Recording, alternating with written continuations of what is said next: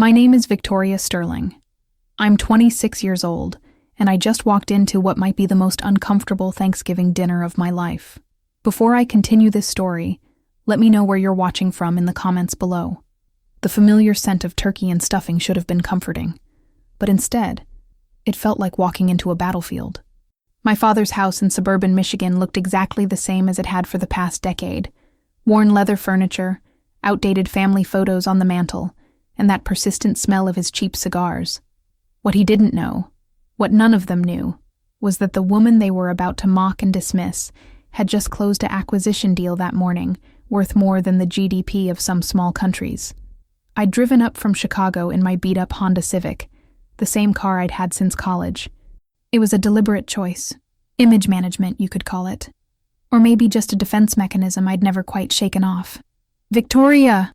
My stepmother Linda called out from the kitchen, her voice carrying that particular tone that suggested she was already 3 glasses deep into the wine.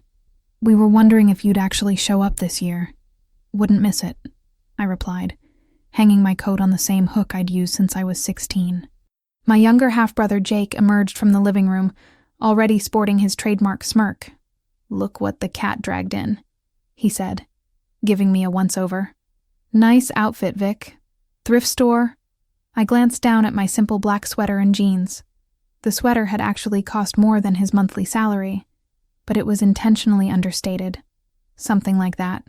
The truth was, I'd learned early that in my family, success was threatening. When I'd graduated summa cum laude from MIT with degrees in computer science and business, my father had called it showing off. When I'd landed my first job at a tech startup, he'd warned me about getting too big for my britches. So I'd stopped sharing, stopped trying to impress, stopped expecting understanding. What they saw was a quiet, unremarkable woman who worked something with computers and lived alone in Chicago.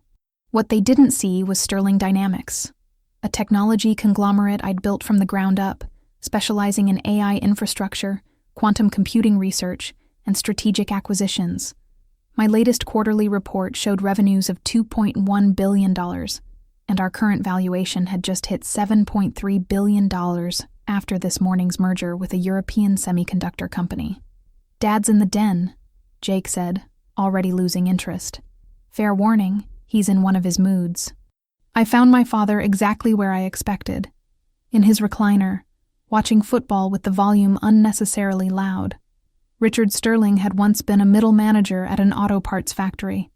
Now he was retired, living on Social Security and a modest pension, spending his days complaining about kids these days and how the world had left him behind. "There she is," he said, without looking up from the screen. "Our little disappointment. Happy Thanksgiving to you too, Dad." He finally turned toward me, his weathered face creased in its perpetual frown. "I was just telling your Uncle Carl about your situation, living paycheck to paycheck in that expensive city, barely scraping by. It's what I warned you about, trying to be something you're not." Uncle Carl, my father's brother, nodded sympathetically. He was a real estate agent who'd peaked in the 1990s and never quite accepted that the world had moved on. These young people today, they think they know better than their elders. No respect for good, honest work. "I do honest work," I said quietly. My father snorted. "Pushing buttons on a computer all day? That's not real work.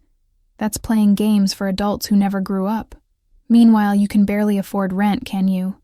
Living in some ratty apartment, driving that piece of junk car. Hell, I bet you couldn't even afford a decent trailer if you wanted one." The irony was so thick I could taste it. Just that morning, I'd signed papers authorizing the purchase of a $47 million estate in Malibu. Not for myself, but as a corporate retreat for my executives. It was my 5th property acquisition this year, following my penthouse in Manhattan, the lake house in Switzerland, the condo in Tokyo, and the ranch in Montana that I'd bought for my horses. But I said nothing. I'd learned long ago that defending myself only made things worse. "You know what your problem is, Victoria?" My father continued, warming to his theme. "You're a dreamer.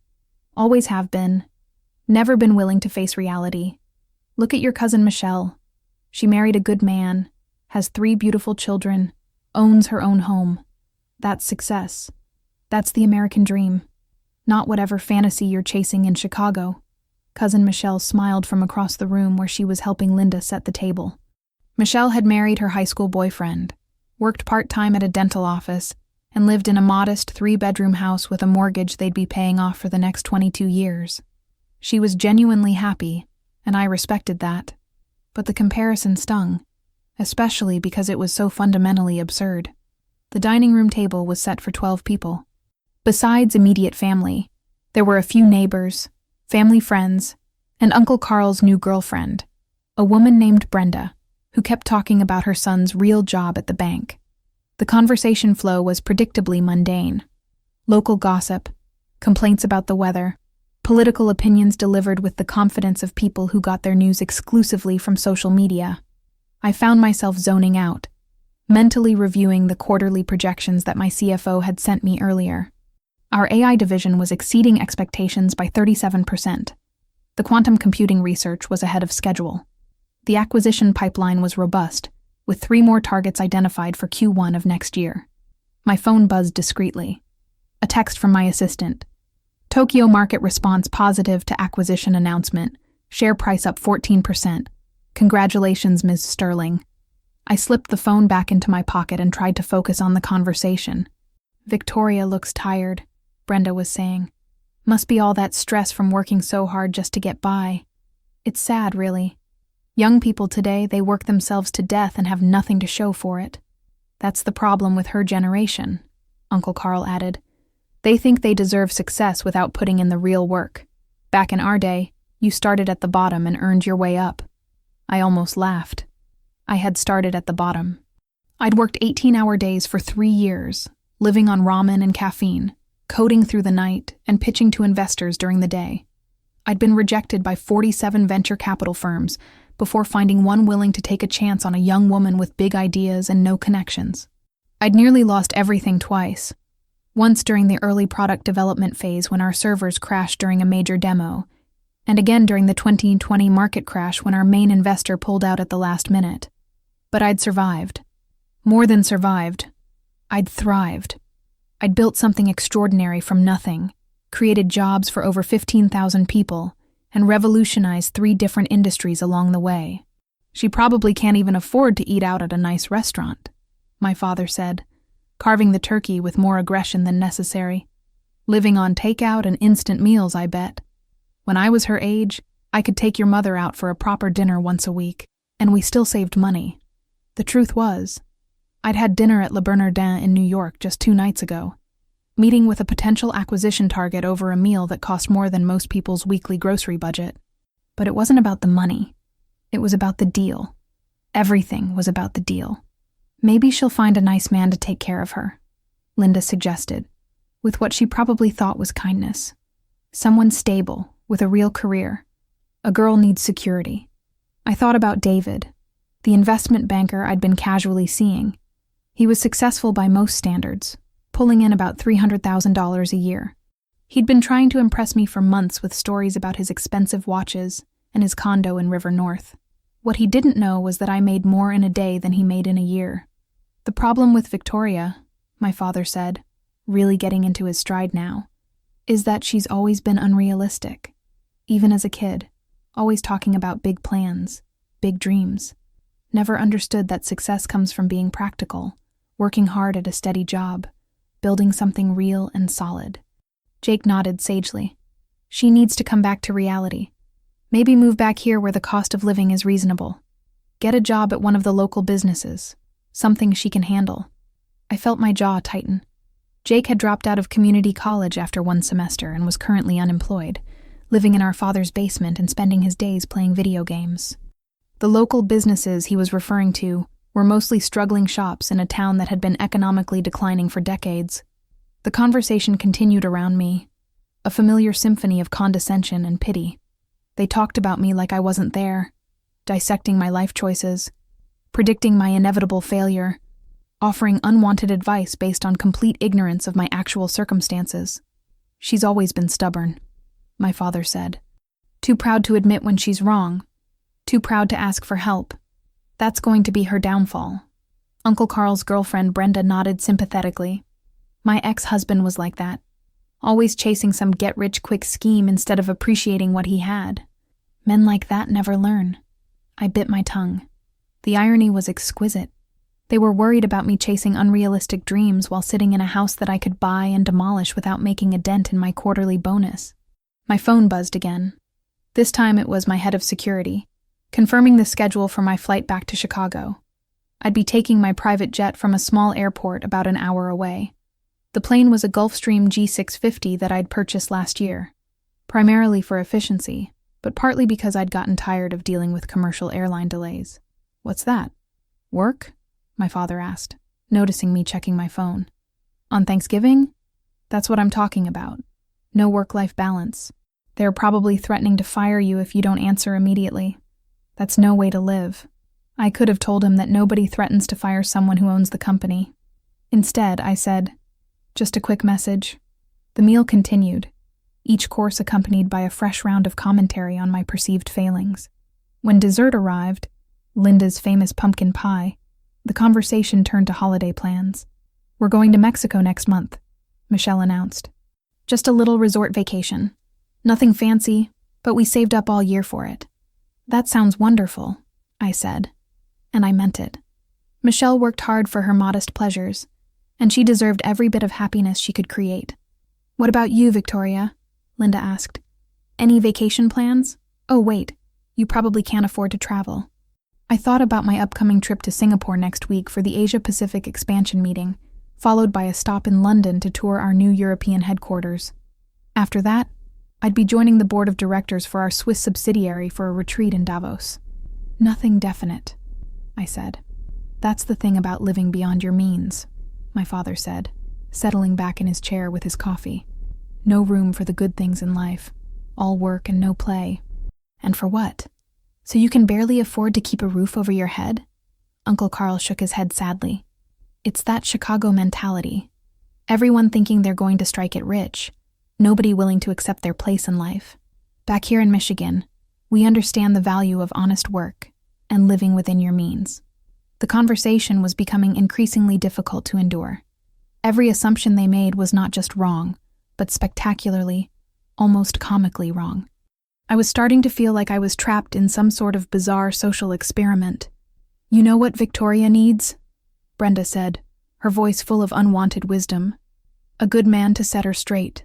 Someone older, more established, who can teach her about financial responsibility." I thought about the various men I'd dated over the years, and how the dynamic inevitably shifted when they learned about my wealth. Some became intimidated. Others became suddenly very interested in expensive gifts and lavish trips.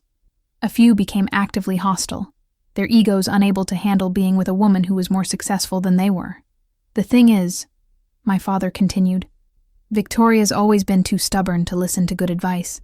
Even when she was little, she'd rather fail on her own than succeed with help."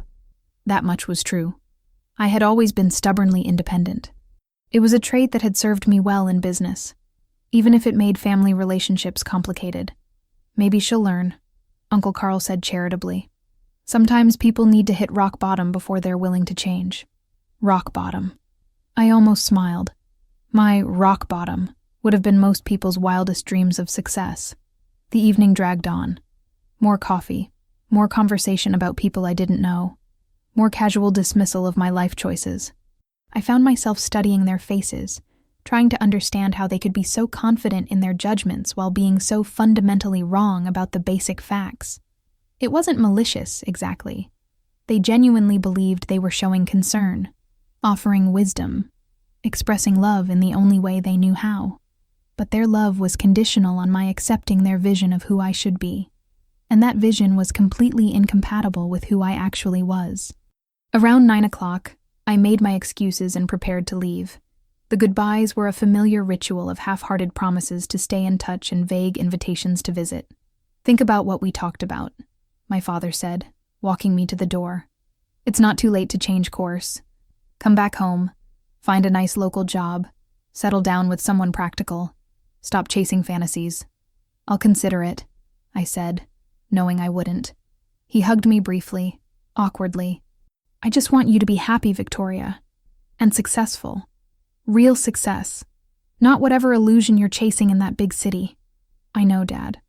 And for God's sake, get yourself a better car. That thing you're driving is embarrassing.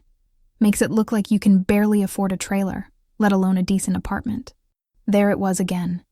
The assumption of poverty, the casual dismissal of my achievements, the complete inability to imagine that their quiet, unremarkable daughter might be living a life beyond their comprehension. I drove away in my deliberately modest Honda, past the suburban houses with their small yards and practical cars, thinking about the conversation I'd had with my board of directors just a week earlier. We'd been discussing the quarterly dividend distribution, a decision that would put an additional $380 million in my personal accounts. The board had suggested I might want to consider some high-profile philanthropic gestures, perhaps a university endowment or a research foundation. I'd been considering it. The Victoria Sterling Foundation for STEM Education was already in the planning stages, with an initial endowment of $500 million focused on providing scholarships and resources for underrepresented students in science and technology. It would be announced next month, probably generating considerable media attention. But tonight, driving through the Michigan suburbs where I'd grown up, I realized that even that level of success wouldn't change my family's perception of me. They would find a way to diminish it, to explain it away, to maintain their comfortable narrative about my limitations. It wasn't about the money, really. It was about being seen, being understood, being valued for who I actually was, rather than who they thought I should be.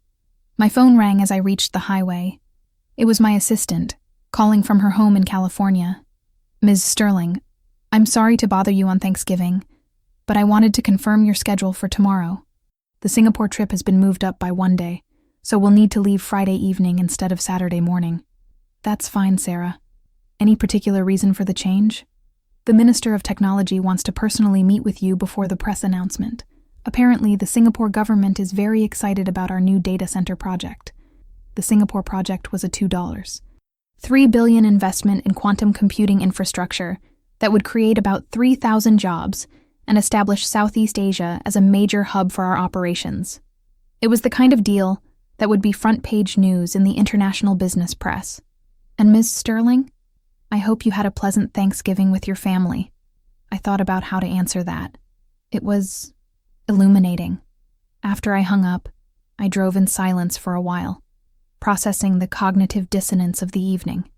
In the space of a few hours, I'd been dismissed as a failure by people who had no idea that their definition of failure was someone else's definition of extraordinary success. It wasn't the first time I'd experienced this disconnect. When I'd started Sterling Dynamics, I'd tried to keep my family involved, sending them company newsletters, inviting them to major product launches, sharing my excitement about each milestone we reached. But their responses had been consistently lukewarm, as if they were humoring a child's fantasy, rather than celebrating real achievements. Eventually, I'd stopped trying. It was easier to let them maintain their comfortable assumptions than to repeatedly bang my head against the wall of their preconceptions. But tonight felt different. Maybe it was the casual cruelty of their comments, or maybe I was just tired of hiding such a fundamental part of who I was. The success I'd built wasn't just about money or status. It was about solving complex problems, creating innovative solutions, building something meaningful that would outlast my own life. My phone buzzed with a text message. It was from my head of research, Dr. Amanda Chen, one of the most brilliant people I'd ever met. Happy Thanksgiving, Victoria. Just wanted you to know that the quantum computing prototype passed all major tests today. We're officially ready for the announcement. This is going to change everything. Thank you for believing in the vision when everyone else thought we were crazy.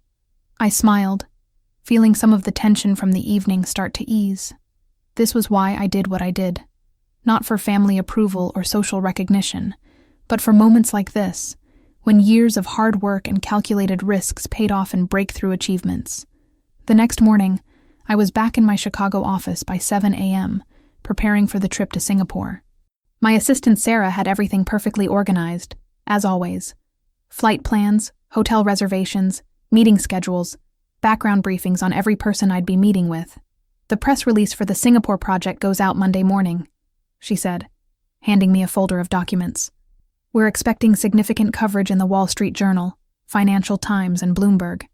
The quantum computing announcement will be embargoed until Tuesday to give the markets time to process the Singapore news. I reviewed the materials while sipping my morning coffee. The numbers were staggering, even to me. The Singapore deal alone would boost our annual revenues by approximately 18%. The quantum computing breakthrough would position us at the forefront of an entirely new industry worth an estimated $850 billion over the next decade. Oh, and Ms. Sterling? Sarah added. Your father called the office this morning. I looked up, surprised. My father. How did he get this number? He said he found it online somewhere. He wanted to speak with you about something urgent. That was unusual. In the 6 years since I'd founded Sterling Dynamics, my family had never attempted to contact me through the company. I wondered if something was wrong. Did he leave a message? He asked me to have you call him back. He said it was about some kind of business opportunity. I felt a flicker of unease. My father didn't know any business opportunities that would interest me, and the timing, the day after Thanksgiving, right after his lecture about my financial failures, seemed suspicious. I called him back during my lunch break, reaching him on his cell phone. Victoria, I'm glad you called. Listen, I've been thinking about our conversation last night, and I want to help you. Help me with what, Dad? Your money troubles. I know you're too proud to ask, but a father can see when his daughter is struggling. I talked to Carl this morning, and he thinks he might be able to get you an interview at his real estate office. It wouldn't pay much to start, but it's honest work. And if you're willing to learn... I closed my eyes and leaned back in my chair. Dad, I appreciate the thought, but I'm really fine where I am. Victoria, sweetheart, denial isn't going to solve anything. I know it's hard to admit when things aren't working out, but staying in that expensive city, trying to make it in a field you don't understand, it's just not realistic. I understand my field just fine. Pushing buttons on a computer isn't a real career, Victoria. It's time to face facts. You're 26 years old, and you have nothing to show for it. No husband, no children, no property, no savings. At your age, I owned my own home and was supporting a family. I looked around my office, corner suite on the 42nd floor of a downtown Chicago high-rise, panoramic views of Lake Michigan, custom furnishings that had cost more than most people's annual salaries. On the wall behind my desk were framed photos from company milestones. The day we went public, the signing of our first major government contract, the groundbreaking ceremony for our new headquarters. Dad, I really need to get back to work. That's exactly what I'm talking about. They've got you so scared of losing your little job that you can't even take time for family. That's no way to live, Victoria. Come home. Let us help you figure this out. After I hung up, I sat in silence for several minutes, trying to process the surreal nature of the conversation. My father wanted to rescue me from poverty by getting me an entry-level job at a small-town real estate office. The man who thought I could barely afford a trailer was trying to save me from financial ruin. That afternoon, I had a video conference with the board of directors to finalize the Singapore announcement. The meeting included some of the most respected names in business and technology, former CEOs of Fortune 500 companies, distinguished professors from top business schools, entrepreneurs who had built and sold multiple successful companies. Victoria, I have to say, said board member Robert Hayes, who had previously served as CEO of a major automotive company, the Singapore deal represents exactly the kind of strategic thinking that sets Sterling Dynamics apart. The way you identified that market opportunity 18 months ago, before our competitors even realized it existed, that's the kind of vision that builds lasting value. Dr. Elizabeth Warren, a former MIT professor and current board member, added, "The quantum computing breakthrough is equally impressive. When you first proposed that research initiative 3 years ago, I'll admit I was skeptical about the timeline, but you were absolutely right about the potential for accelerated development." The conversation continued for over an hour, covering market positioning, competitive advantages, regulatory challenges, and long-term strategic planning. These were people who had seen it all, who had built and led some of the world's most successful companies, and they were treating me as an equal. More than an equal, actually, since I was the one leading the discussion and making the final decisions. After the meeting, I couldn't help but think about the contrast with the previous evening's dinner conversation.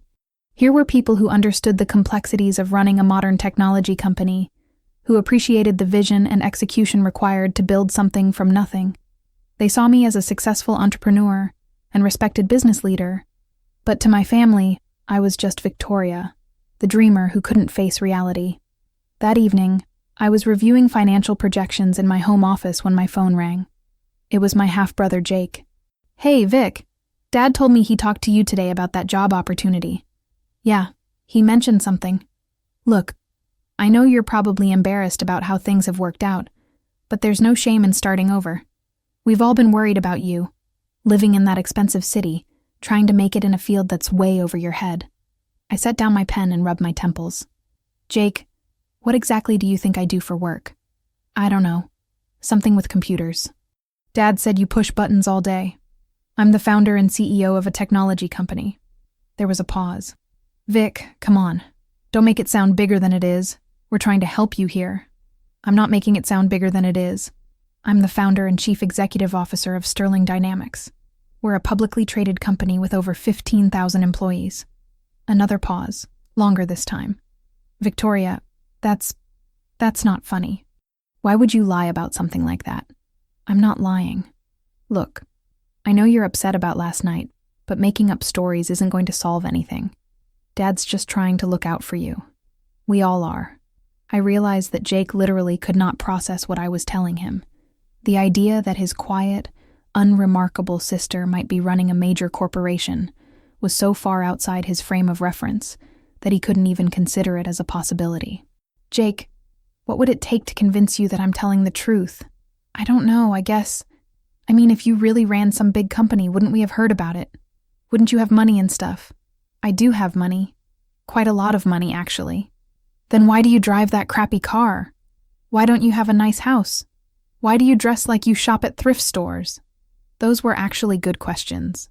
Why did I maintain the facade of modest circumstances? Why had I never told my family about my success? "It's complicated, Jake." "No, it's not complicated.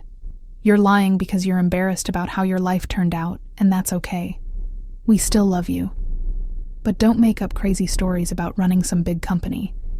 That just makes it worse." After Jake hung up, I sat in my study for a long time, thinking about perception and reality, about family dynamics and personal identity.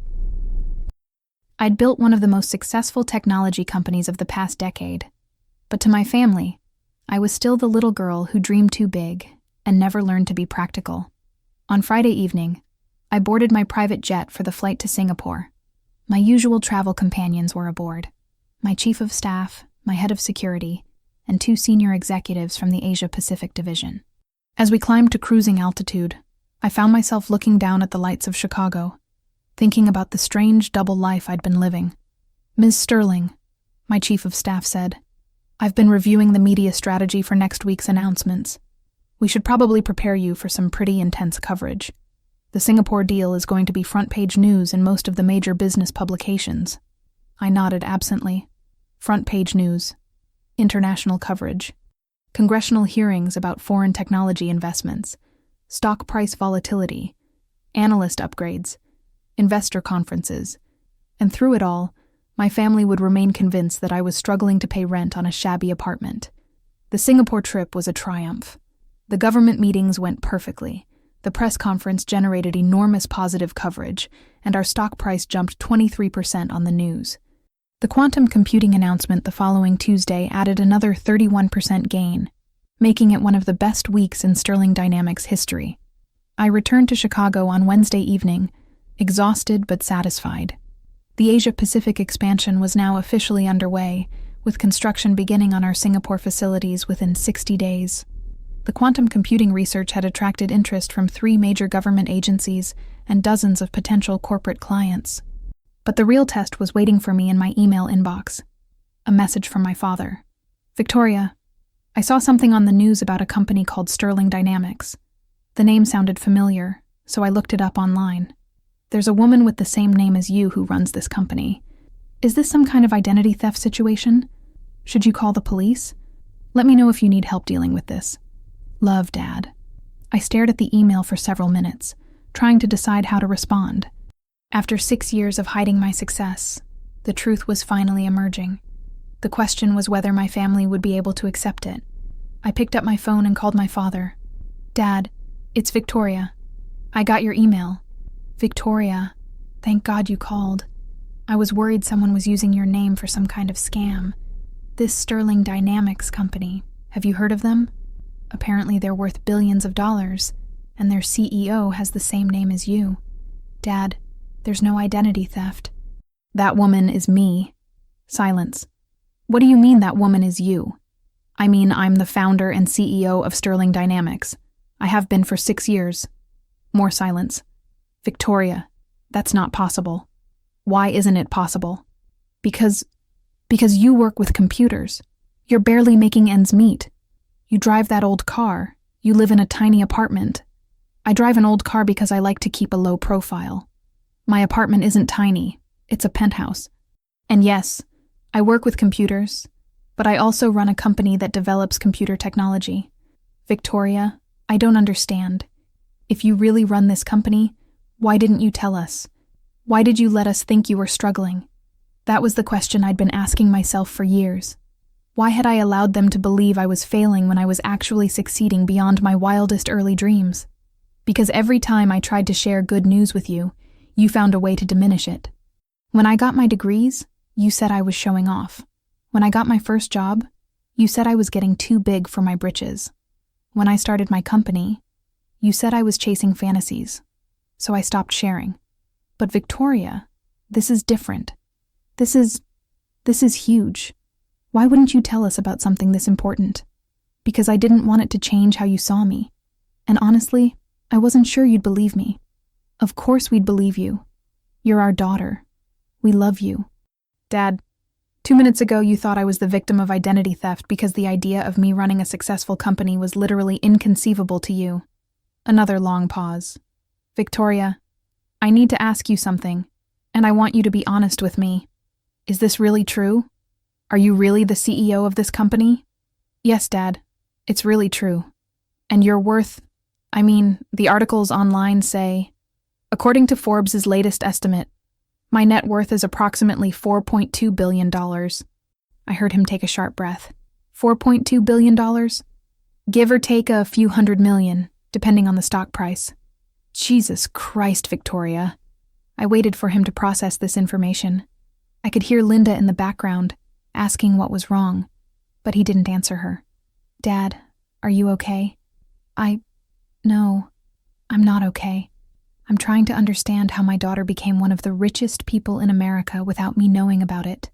It happened gradually, over 6 years. And I did try to tell you, in small ways, but you weren't interested in hearing about my work. Victoria, when you say you're worth $4 billion, I mean that my ownership stake in Sterling Dynamics, plus my other investments, minus liabilities, equals approximately $4.2 billion in net worth. And you could have bought anything you wanted? Pretty much anything, yes. You could have bought a mansion? I own several mansions. Plus, apartments in 3 different countries. You could have bought a luxury car? I own several luxury cars. I just don't drive them when I visit Michigan. You could have... Wait. When I said you could barely afford a trailer, I could buy a trailer manufacturing company.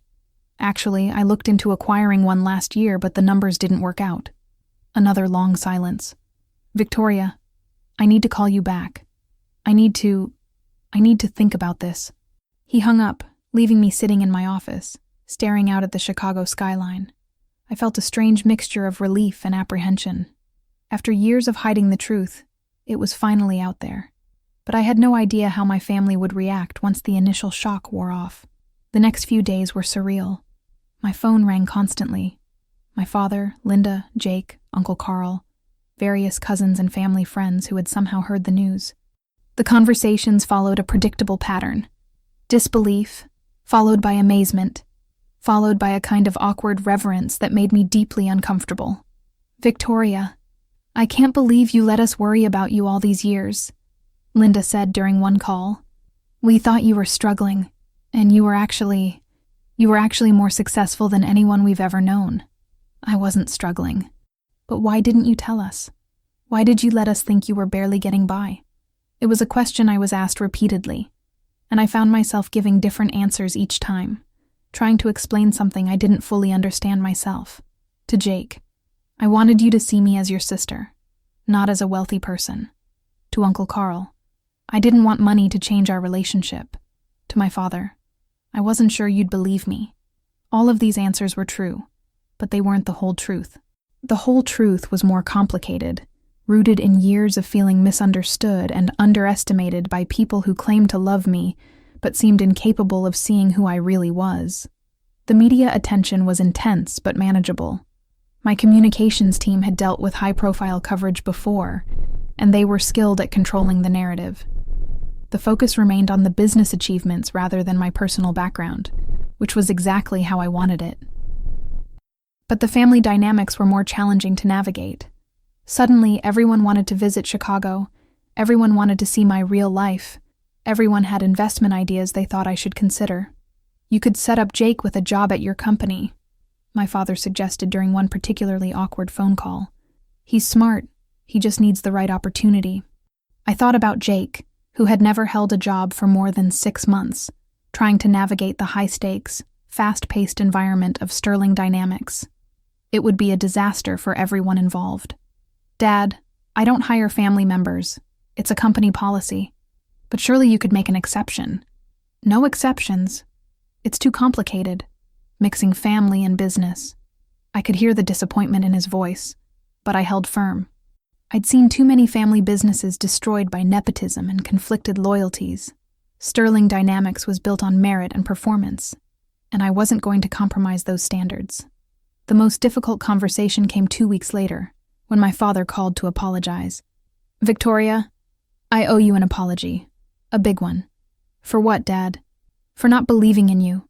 For not supporting you. For treating you like you were failing when you were actually succeeding beyond anything I could have imagined. You didn't know.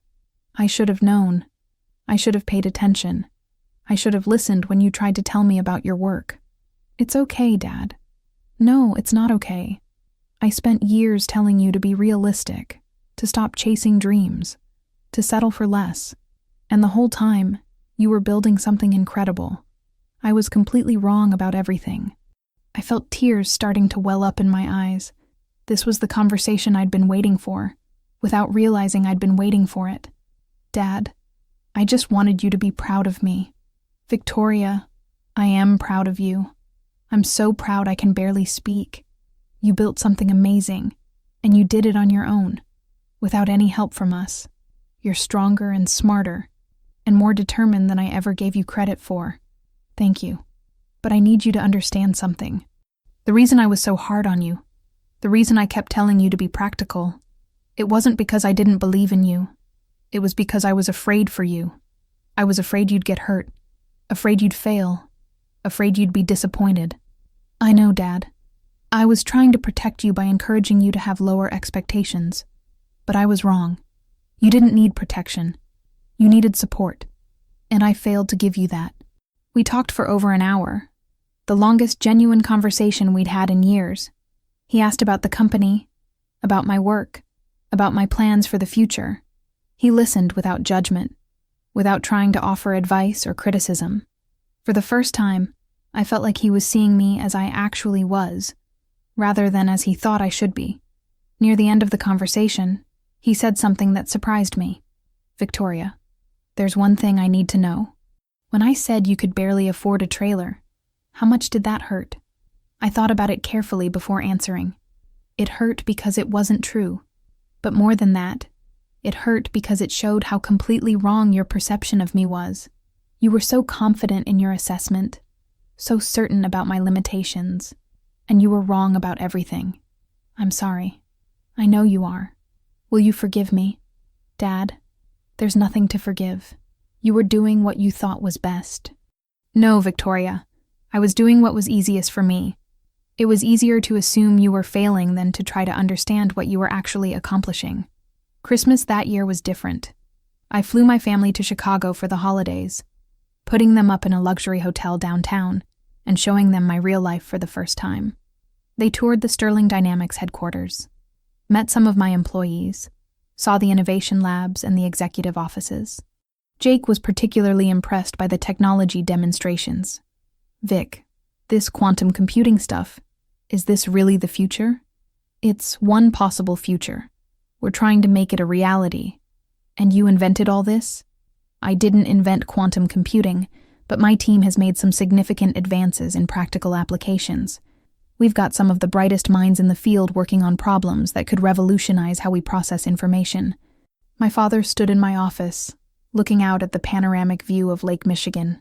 Victoria, I still can't quite believe this is your life. Believe it, Dad.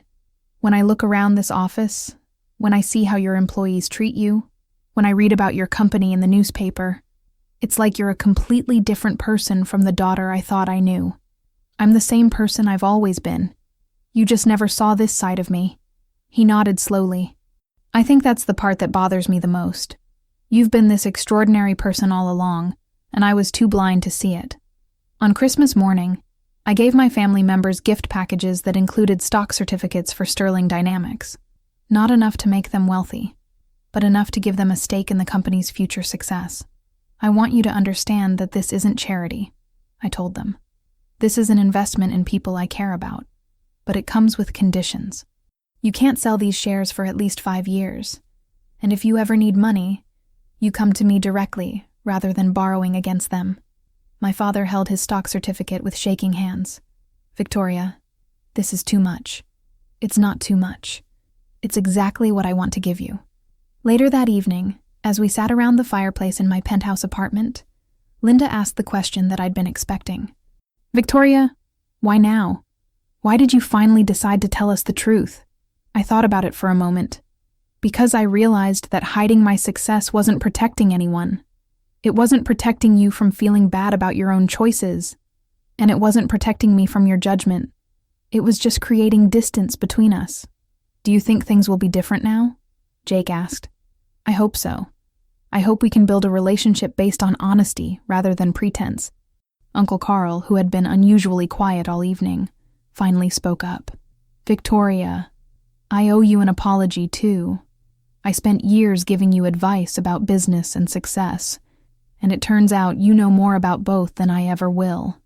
Uncle Carl, you don't need to apologize. You were trying to help, but I was so condescending, so sure I knew better than you did. Looking back at some of the things I said, he shook his head. I must have sounded like an idiot. You sounded like someone who cared about me. We talked late into the night, sharing stories and memories, building bridges that had been burned years earlier by misunderstanding and poor communication. It wasn't a perfect reconciliation. Too much time had passed. Too many words had been spoken in anger or frustration. But it was a beginning. As my family prepared to return to Michigan after New Year's, my father pulled me aside for one final conversation. Victoria, I need to ask you something, and I want you to be completely honest. Okay. Do you think we can get past this? Do you think we can have a real relationship now that everything is out in the open? I considered the question carefully. I think we can try, but it has to be based on who I actually am, not who you want me to be. I understand that now. I spent so many years trying to make you fit into my idea of who you should be that I never bothered to find out who you actually were. And I spent so many years hiding from your expectations that I never gave you a chance to know the real me. He hugged me tightly. I'm proud of you, Victoria. Not because of the money or the company, but because of who you are. You're determined, you're principled, you're brilliant, and you're kind. Those are the things that matter. Thank you, Dad. That means more to me than you know. After they left, I stood in my apartment looking out at the city lights, thinking about the strange journey that had brought me to this point. I'd spent years building professional success while hiding from personal relationships. I'd accumulated wealth and power while feeling fundamentally misunderstood by the people who mattered most. But something had shifted during those weeks of revelation and conversation. For the first time in years, I felt like I could be completely myself with my family. The pretense was gone, the secrets were out, and while the relationship dynamics would take time to fully adjust, we were finally building on a foundation of truth. My phone buzzed with a text from my assistant. Ms. Sterling, the quarterly board meeting agenda is ready for your review. Also, the Wall Street Journal wants to do a profile piece on women in technology leadership. Should I schedule the interview? I smiled and typed back. Schedule the interview. And Sarah? Add a line item to the board agenda about the Sterling Foundation. I want to accelerate the timeline for the scholarship program. The Sterling Foundation for STEM Education would be my next major project, a way to use my success to create opportunities for other young people who might be dismissed or underestimated because of their background, their gender, their race, or their unconventional ideas. I thought about my father's comment about trailers, and how thoroughly wrong he'd been about my circumstances. But more than that, I thought about all the young people out there who were facing similar dismissal from family members, teachers, employers, or society in general. People who were told to be realistic, to lower their expectations, to accept their place in the world. Some of those people would give up, would internalize the low expectations, and limit themselves accordingly. But others would use the doubt as fuel, would turn the dismissal into determination, would prove that the conventional wisdom about their limitations was fundamentally flawed. I'd been one of the lucky ones, smart enough, stubborn enough, and privileged enough to build something extraordinary despite the lack of family support. But not everyone had those advantages. The scholarship program would level the playing field for students who had the talent and drive, but lacked the resources or encouragement to pursue their dreams. 6 months later, I stood before a crowd of 500 people at the Sterling Foundation launch event. The guest list included politicians, business leaders, academics, and scholarship recipients. Young people from backgrounds similar to mine, who had been told they weren't smart enough, weren't practical enough, weren't destined for success. When I was growing up, I said during my speech, I was often told to be realistic about my limitations. Well-meaning people encouraged me to lower my expectations, to choose safer paths, to accept conventional definitions of success. They were wrong. Not because their advice was malicious, but because they couldn't imagine possibilities beyond their own experience. In the audience, I could see my father, Linda, and Jake, sitting in the front row. My father was crying, not from sadness, but from pride, and perhaps from regret about the years we'd lost to misunderstanding. The Sterling Foundation exists to support young people who refuse to accept limitations that others place on them. We're looking for dreamers, for risk-takers, for people who see possibilities where others see obstacles. We're looking for the next generation of leaders who will build things we can't even imagine yet. After the speech, my father approached the stage with tears still in his eyes. Victoria, that was beautiful. Thank you, Dad. I kept thinking about that night at Thanksgiving, about all the terrible things I said about your limitations. And now here you are, using your success to help other people overcome the same kind of limitations I tried to impose on you. You weren't trying to impose limitations, Dad. You were trying to protect me. Maybe. But the result was the same. I almost convinced you to give up on your dreams. I smiled and put my hand on his shoulder. Almost doesn't count. And besides, you helped me in ways you didn't realize. How? By making me stubborn enough to prove you wrong. This story teaches us that success isn't defined by others' perceptions, but by our own achievements and the positive impact we create. When someone dismisses your potential by saying you can barely afford a trailer, they're often revealing more about their own limited perspective than about your actual capabilities. Have you ever been in a situation similar to this title? Share your story in the comments below. And if you believe in the power of perseverance over perception, give it a like and subscribe for more stories like this. Let me know where you're watching from.